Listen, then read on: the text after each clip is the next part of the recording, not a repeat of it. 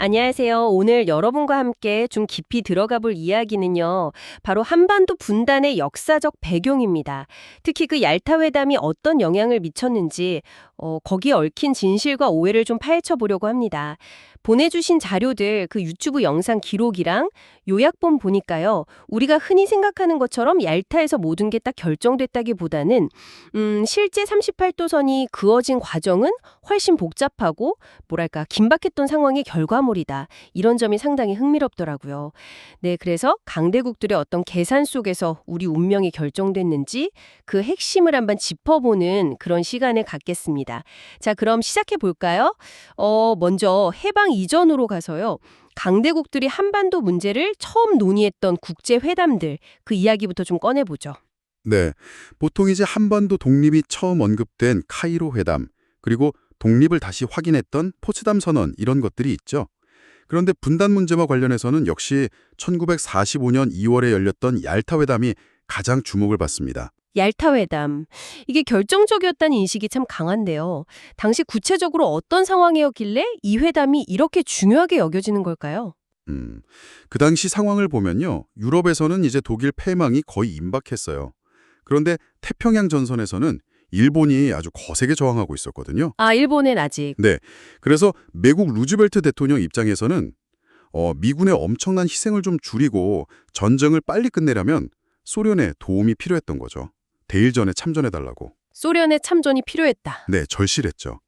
일각에서는 루즈벨트 건강이 그때 이미 안 좋았기 때문에 자기 임기 안에 전쟁을 끝내고 싶어 했다. 그런 해석도 있고요. 아, 그래서 소련 참전을 끌어내려고 뭔가 거래가 있지 않았을까 이런 추측이 나오는 거군요. 특히 얄타에서 루즈벨트랑 스탈린 사이에 38선 분할 이거에 대한 미략이 있었다. 이 주장이 정말 오랫동안 있었잖아요. 맞습니다. 이승만 전 대통령도 그렇고 많은 분들이 그 미략설을 아주 강하게 주장했었죠.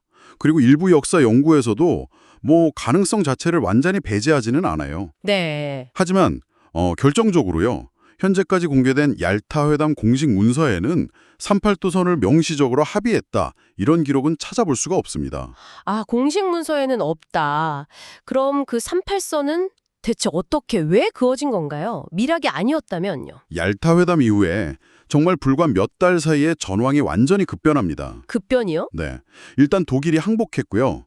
그리고 결정적으로 1945년 8월 6일하고 9일에 미국이 히로시마랑 나가사키에 원자폭탄을 투하하죠. 아, 원폭 투하. 네, 이게 소련의 참전 시기를 확 앞당기는 결정적인 계기가 돼요. 그러니까 원폭 투하 때문에 소련이 다급해졌다는 거군요. 바로 그겁니다. 미국 혼자서 일본을 굴복시킬 수도 있겠다. 이런 가능성이 커지니까 소련이 부랴부랴 8월 8일에 대일 선전포고를 해요. 그리고는 만주를 거쳐서 한반도 북부로 정말이지 파죽지세로 내려오기 시작합니다. 와, 예상보다 훨씬 빠르게 말이죠. 네, 훨씬 빨랐죠. 기록을 보면 8월 10일 그쯤에는 이미 함흥 남쪽까지 내려왔다는 보고도 있거든요. 이야, 근데 그때 미국은 아직 오키나와에 있었다면서요. 자료 보니까. 그럼 미국 입장에선 정말 당황했겠는데요. 소련이 너무 빨리 내려오니까. 그렇죠. 완전 비상 상황이었죠. 미국은 어쩌면 소련이 한반도 전체를 그냥 다 점령해버릴지도 모른다 이런 현실적인 위협을 느낀 거예요. 네. 근데 당장 소련의 남하를 군사적으로 막을 방법은 마땅치 않고 그래서 급하게 정치적인 해결책, 그러니까 분할해서 점령하는 안을 떠올린 거죠. 아, 그래서 선을 그었다. 네, 그때 이제 미 국무부하고 군 실무자들이 지도에다가 급하게 선을 그은 게 바로 북위 38도선이다. 이 설이 현재로서는 가장 유력합니다. 군사작전상의 편의성 같은 것도 고려했을 수 있고요. 정말 급박하게 어찌 보면 좀 즉흥적으로 그어진 선이네요.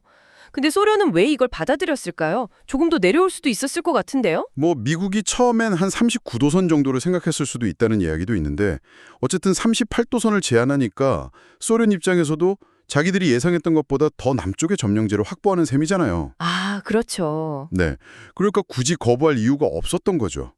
결국은 강대국들 사이의 어떤 힘의 균형, 또 전략적인 이해관계, 이게 딱 맞아떨어진 맹정한 현실 정치의 결과라고 봐야겠죠. 아, 참 결국 전쟁을 일으킨 건 일본인데 우리가 분단되는 결과로 이어졌다는 게 참 씁쓸하네요. 네, 그 자료에서도 그 점을 날카롭게 지적하고 있죠.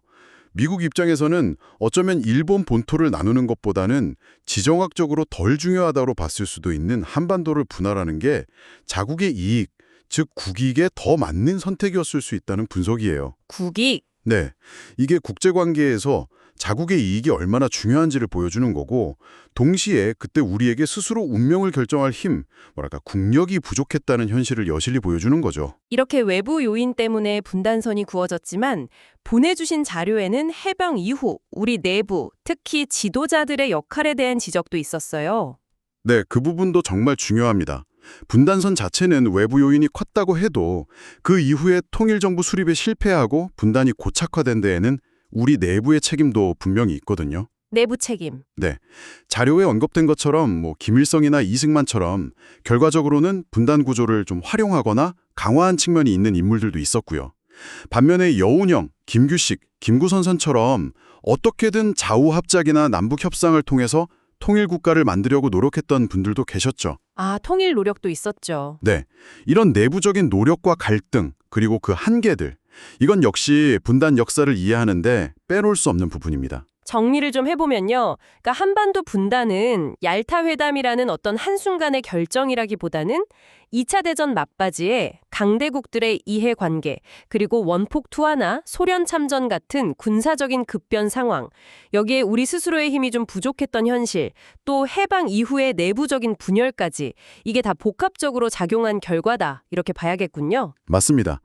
특히 38두선 자체는 얄타미락보다는 그 이후 전쟁 막바지에 정말 급박한 상황 속에서 미국의 제안과 소련의 수용으로 결정됐을 가능성이 크다. 이 점이 중요한 포인트인 것 같습니다. 네, 정확합니다. 강대국들의 어떤 전략적인 계산이 약소국의 미래에 얼마나 큰 영향을 미칠 수 있는지, 그리고 때로는 정의나 민족의 염원보다는 힘의 논리가 앞설 수 있다는 국제정치의 좀 냉엄한 현실을 보여주는 사례라고 할 수 있겠죠. 오늘 이야기를 나누면서 참 많은 생각을 하게 되는데요. 마지막으로 이 질문을 여러분께 한번 던져보고 싶습니다.